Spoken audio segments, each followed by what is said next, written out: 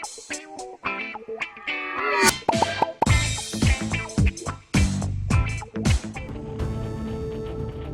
हैदराबाद के याकूबपुरा इलाके में एक 6 साला लड़की खुले मेनहोल में गिर गई, लेकिन बरवक्त मां की चौकसी के नतीजे में वो महफूज रही।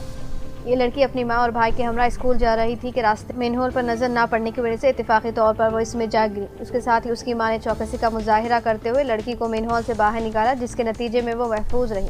मुकामी अफराद ने इस वाक़े पर बल्दी हुकाम पर बरहमी का इजहार किया। इन्होंने कहा कि रोजाना पुरहुजूम रास्तों पर मेनहोल को खुला छोड़ना मुनासिब नहीं और हुकाम इतनी लापरवाही क्यों बरत रहे हैं। रियासत करीमनगर के गांव सिंगल विंडो ऑफिस के सामने यूरिया के लिए कतार में खड़े एक किसान अचानक बेहोश होकर गिर पड़ा। किसान रामालू कतार में खड़ा था, अचानक गिर के बेहोश हो गया। इस वाक़े को देखकर किसानों ने उसे होश में लाने की भरपूर कोशिश की, लेकिन कामयाबी ना हुई, जिसके बाद इसे इलाज के लिए करीबी अस्पताल मुंतकिल किया गया। यूरिया की महदूद फराहमी की वजह से कई दिनों से किसान कतार में खड़े होकर इंतजाम कर रहे हैं ताकि अपनी फसल के लिए जरूरी खाद हासिल कर सके। इस दौरान ये वाक़या पेश आया, जिससे दीगर किसानों में भी तशवीश पाई जा रही है। तेलंगाना के नागरकर्नूल जिले में ऑटो और कार के तसादुम से कई तुलबा और मजदूर शदीद जख्मी हो गए। यह हादसा जुमेरात की सुबह जिले के तलकापल्ली मंडल में उस वक्त पेश आया जब ऑटो और कार का मुतसादिम हो गए। आईनी शाहिदी ने बताया कि गोलाकुंडम गांव के मुजाफाती इलाके में ऑटो तलकापल्ली की जानिब से जा रहा था, जिसमें जरिए मजदूर के साथ तुलबा भी सवार थे कि सामने से आने वाली कार से ये ऑटो टकरा गया। तसादुम के बाद ऑटो खेत में उलट गया। इस हादसे में तकरीबन 10 से जायद तुलबा और मजदूर शदीद जख्मी हुए। मुकामी पुलिस ने मौके पर पहुंचकर जख्मियों को अस्पताल मुंतकिल किया। इस हादसे की इत्तला पर रुकन असेंबली राजेश रेड्डी ने फोन के जरिए डॉक्टरों को हिदायत दी कि जख्मियों को फौरी और मुनासिब तिब्बी इमदाद फराहम की जाए।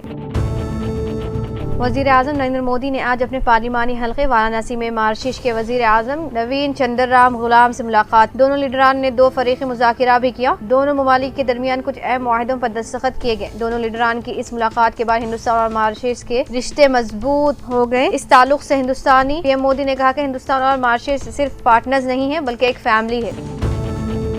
मरकजी वज़ीर तिजारत पीयूष गोयल ने हिंद अमेरिका टैरिफ बातचीत पर मीडिया के सवाल का जवाब दिया। इन्होंने कहा, फरवरी में वज़ीर आज़म नरेंद्र मोदी और सदर ट्रंप ने मिलकर हमें हिदायत की थी कि दोनों ममालिक के वफूद नवंबर तक एक अच्छा मुआहिदा कर लेंगे और इस मुआहिदे के पहले हिस्से पर बहुत संजीदगी से बातचीत हो रही है। पीयूष गोयल के मुताबिक बहुत अच्छे माहौल में पेशरफ्त हुई है, दोनों तरफ से पेशरफ्त हो रही है। सुप्रीम कोर्ट ने सदर और गवर्नर की जानिब से बिलों को मंजूरी देने की मुद्दत मुकर्रर करने से मुताबिक तनाज़े पर सदर के रेफरेंस पर समाअत मुकम्मल होने के बाद अपना फैसला महफूज रख लिया। गौरतलब है कि सदर के रेफरेंस में आइन के आर्टिकल 200 के तहत सदर और गवर्नर की जानिब से बिलों को मंजूरी देने की मुद्दत से मुताबिक सवाल उठाए गए। RSS के सरबराह मोहन भागवत आज 75 साल के हो गए हैं। 75वीं सालगिरह के मौके पर वज़ीर आज़म नरेंद्र मोदी ने उनके मुतासिरकुन सफर पर अपने ख्यालात का इजहार किया है। इन्होंने ये भी बताया कि किस तरह RSS से वाबस्ता लाखों लोग एहतराम के साथ उन्हें परम पूज्य सुरंग चालक कहते हैं। पीएम मोदी ने पूरे गुजरात में RSS को मजबूत करने में भागवत का अहम रोल को उजागर किया। रूस यूक्रेन में चल रही जंग के दरमियान 2 हिंदुस्तानी नौजवानों ने दावा किया है कि उन्हें धोखे से रूसी फौज में भर्ती करके जंग के लिए भेज दिया गया है। उन नौजवानों का कहना है कि उनके साथ साथ कम से कम 13 हिंदुस्तानी फंसे हुए हैं। उस तरह की खबरें आने के बाद हिंदुस्तानी वजारत खारजा की तरफ से बयान भी जारी किया गया है। हिंदुस्तानी नौजवानों को अलर्ट किया गया है कि वो किसी भी हाल में रूसी फौज में भर्ती होने के ऑफर को कबूल न करें। सुप्रीम कोर्ट ने आज इस मुदाफ़ा की अर्जी पर फौरी समाअत से इनकार कर दिया, जिसमें 14 सितंबर को होने वाले एशिया कप T20 टूर्नामेंट के हिंद पाक मैच को मनसूख करने का मुतालबा किया गया था। यह मामला जब अदालती बेंच के सामने पहुंचा तो अदालत ने उसे संजीदगी से लेने से इनकार कर दिया।